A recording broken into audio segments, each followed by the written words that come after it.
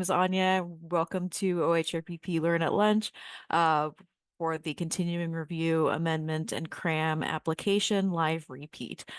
So since we're migrating active studies from webIRB to BruinIRB, for many of you, the CR, AM, or CRAM application is going to be the first type of application you're going to be submitting in the new system.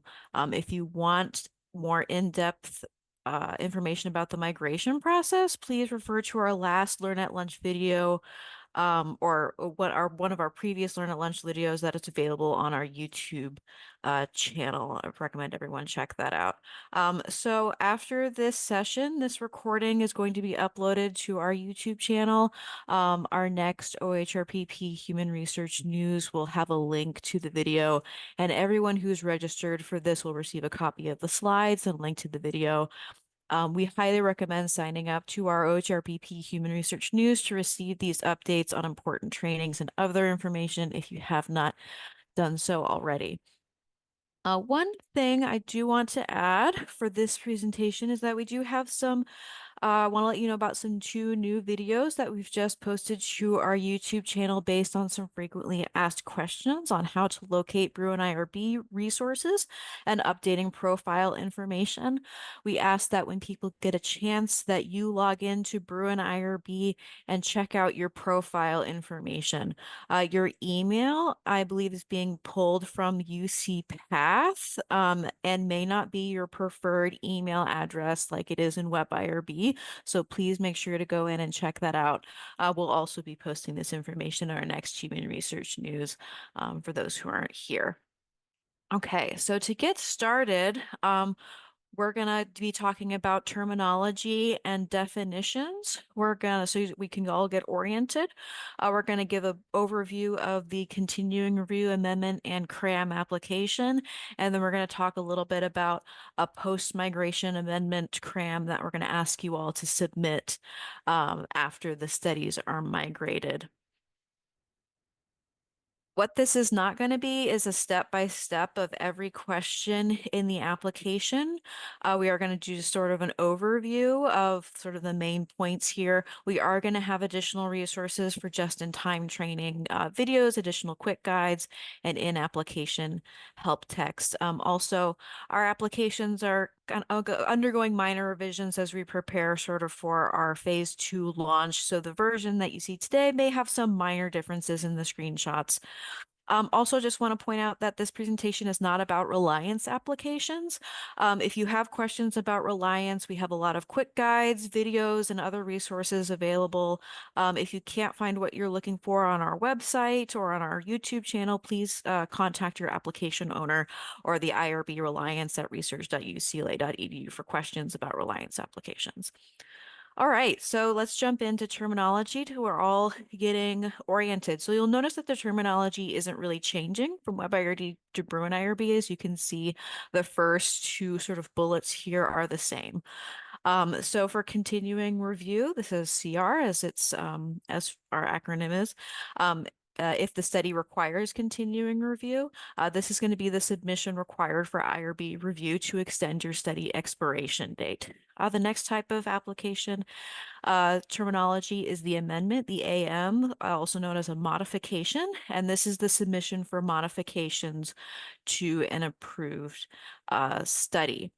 Then we have continuing review and amendment, which we're calling a CRAM. So this is an application that is both combined, and this is new for Bruin IRB, and I'll talk a little bit about that sort of at the end of the presentation for some things to note. Also, we have the term follow-on submission. So this is Bruin IRB's term for any sub-application to a main study. So this is going to include your CR, your AMs, your CRAMs, and any post-approval reports, PARs, which we're not going to talk about today.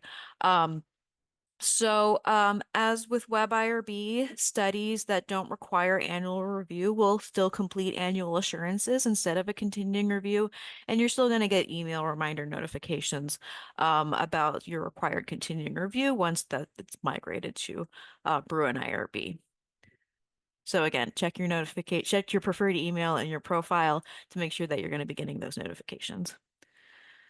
All right, so let's jump into our overview. So Now we're already oriented. This is your study workspace. When you see that your study is being migrated or for a new study, you'll see once a new study is approved, you'll see that there is a Create Modification CR button. Unlike webIRB, we have one button that's going to create our amendments, our continuing reviews, and our CRAMs. After that, you're going to be brought to a page that's going to ask you about the purpose of the submission. Here you can indicate if this is going to be a continuing review or a study closure, if it's going to be amendment update, or if this is going to be an application that's both. In my example here, I'm going to be selecting an amendment and continuing review, a CRAM, so that we can sort of see what that looks like. So if you select amendment or CRAM, which has an amendment component, on the same page, you're going to be asked to pick the amendment scope. So your choices are going to be study team member information and then also other parts of the study, which is everything else. And these choices are going to unlock certain sections of the application. So you can modify personnel using the edit study personnel activity like in webIRB once you have that activity available, or you can limit the scope of your amendment to updating study team member information to update information that can't be completed during the edit study personnel activity. So you can have two amendments open at one time. In this system for certain cases. This is new for Bruin IRB, and editing study team member information will not block you from creating another amendment to update other sections of the protocol. For example, if you have an open amendment that's modifying just study team member information, you can have an amendment modifying other parts of the study and vice versa. You can also select both options to update personnel and other sections as part of the same amendment. So in that case, you can't create another amendment until that one's approved. So a more specific example, you can have an amendment with a large protocol amendment and then another amendment at the same time that is updating a COI's continuing or a COI's like conflict of interest information. For example, if you select one part for one amendment and the other part for the amendment. If you already have an open amendment or CRAM modifying one of these selections, it's not going to be available for you to select. So it won't let you choose something that is already being updated in the system that you already have in process. All right. So if you see here, you can see here that if there are open continuing reviews or amendments or CRAMs, they'll appear here along with the amendment type at the bottom. So this is going to be sections that cannot be modified in this submission. So if I were looking at this page and wanting to do an amendment or a CRAM, I would only be able to edit the other study personnel, as I can see that there's already an amendment being submitted that is modifying other parts of the study. So the system's not allowing me to make additional edits to those sections. So after answering what the purpose of the submission is and your amendment scope questions, you can then click Save or Continue to start the application, sort of as noted in red text on this page. Once you make this selection and move to the next page, it's going to be locked and you cannot change it. So you're not going to be able to add on if you select amendment, you're not going to then be able to add on continuing review once you move on, and you're gonna have to start all over. So just make sure that you're setting your intentions and sticking with it. Otherwise, you're gonna have to discard your application and try again.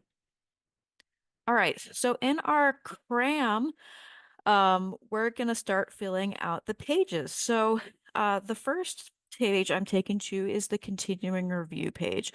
If you're doing a standalone continuing review, this would be the only page you would see, and you wouldn't have the modification pages available to you on the left-hand side. This is going to be very similar to what you're used to in webIRB in terms of reporting for the continuing review. It's going to ask you enrollment numbers, the study status, changes in conflict of interest, and other events that have occurred in the last year. You'll be asked to upload a summary of the study's progress to date and your deviation log. In a CRAM, you can also complete the amendment part first by jumping to sort of seeing the selection on the left-hand side. You can jump to modification summary or modification details, and then jump back and forth between sections if you're doing both combined in a CRAM. So we've completed our continuing review page. It was only one page, and we're going to move now to the modification summary in our CRAM example. So if you're just doing an amendment, you would just see the modifications and not the continuing review page. So here you're going to summarize the proposed modifications, and if participants are going to be notified, we could then click continue or modification details on the left, and we'll be taken directly to the study application where we can make the modifications.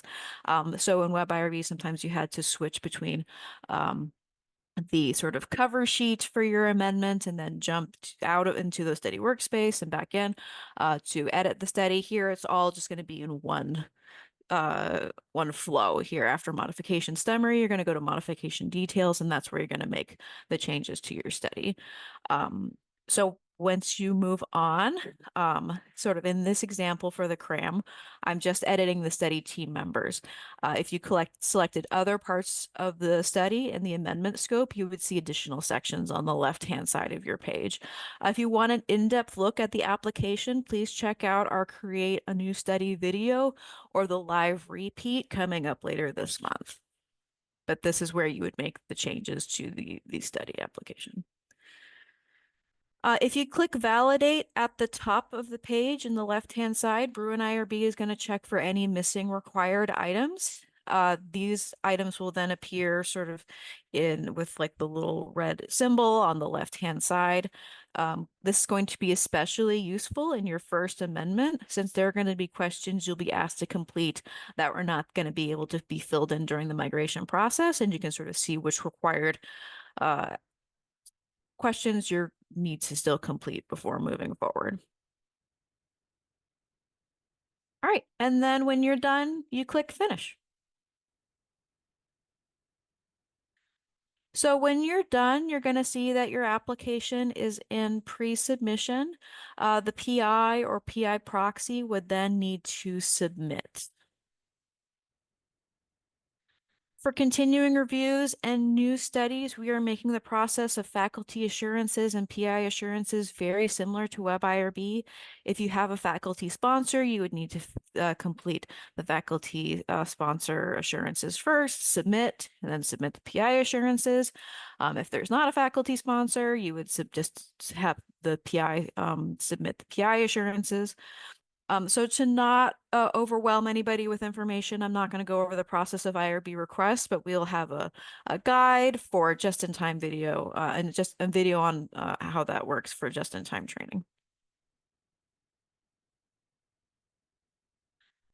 One sort of difference in Bruin IRB versus webIRB that I do want to highlight, we have had a lot of similarities, but here's where there's a difference.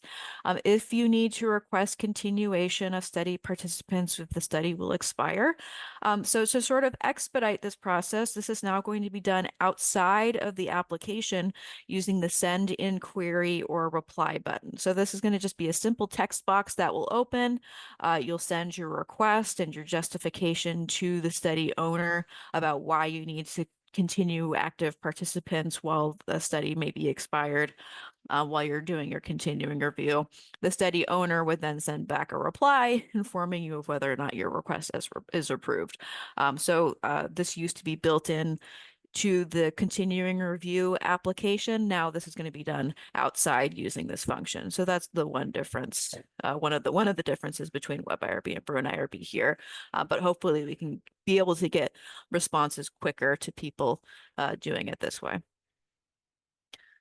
So when you're done and you want to find your submission later, you can find this in the follow-on submission tab of the main study application. You're going to see all of your continuing reviews, amendments, anything that's a follow-up on submission as defined earlier is going to be in this tab. So as a reminder, your previous applications and amendments and continuing reviews will be in webIRB as a view only until that system is taken offline, which we're anticipating sort of late next year. But everyone will get fair warning about that. So again, a reminder to make sure that you're getting your reg binders up to date. And if there's anything you need from webIRB, don't wait. Start now. You have a long time, but best not to wait. All right, so just a little note about CRAMs because this is something that's different for us as an institution. So if your study is going to expire soon and you're submitting any complex changes or a really involved amendment, we really ask you to consider submitting a separate amendment and continuing review to have your study expired. So in webIRB, you can't submit a combined an amendment and continuing review. So we really want to be thoughtful about the timing of your submission. So if your study expiration date is coming up, you may really want to think about whether a CRAM is the best idea in your specific circumstance. It can have a lot of more, if you're doing adding a new arm to or a new protocol version that's like having a lot of changes. You're all, most of the people here are biomedical. You kind of know it when you see it. You may risk having your study expire while your application is under review. And because the continuing review and the amendment is going to have one approval, one notice, is going to be reviewed as a whole. So just, be thoughtful when submitting. For questions on whether this is feasible for your submission, if you're not sure, you can always contact your IRB staff assigned to your study. This is going to be called IRB owner and Bruin IRB or your committee administrator. So next, I want to talk about the post-migration amendment or CRAM that we're going to be asking you to submit. So the migration process is going to map out most of the responses in webIRB to BruinIRB, and these are going to be pre-populated in your submission. Your current study documents are also going to be transferred. There are a few questions that were not mapped that we're going to be asking study teams to complete in their first amendment or CRAM that they submit in the new system. So this is going to be about 8 to 10 yes or no questions for studies using health system resources, a few questions regarding PI conflict of interest, a new upload of your study protocol or summary, addressing questions to assess HIPAA information, PHI. If you try and submit without answering these, you're going to get an error and directed to complete these required questions. This is where the validate tool is going to be good in your next amendment that you submit, in your first amendment that you submit in Bruin IRB. This does not need to be done right away, but we do ask that it can be completed before webIRB is taken offline, or it needs to be completed before webIRB is taken offline, estimated again next year. But we ask if you need to do stuff in it, like edit study personnel, these activities won't be available to you until this is completed. So we're still going to have that edit study personnel function where you can update the personnel without having to submit an amendment, but you're not going to have access to this until this is completed. And if you have questions about migration, please see our migration Learn-at-Luch video on our YouTube channel. All right. So that's the presentation. We're going to continue to have more Learn-at-Luch presentations. We've included registration links for all recordings and sessions in our HRM. So again, please subscribe if you haven't done so already.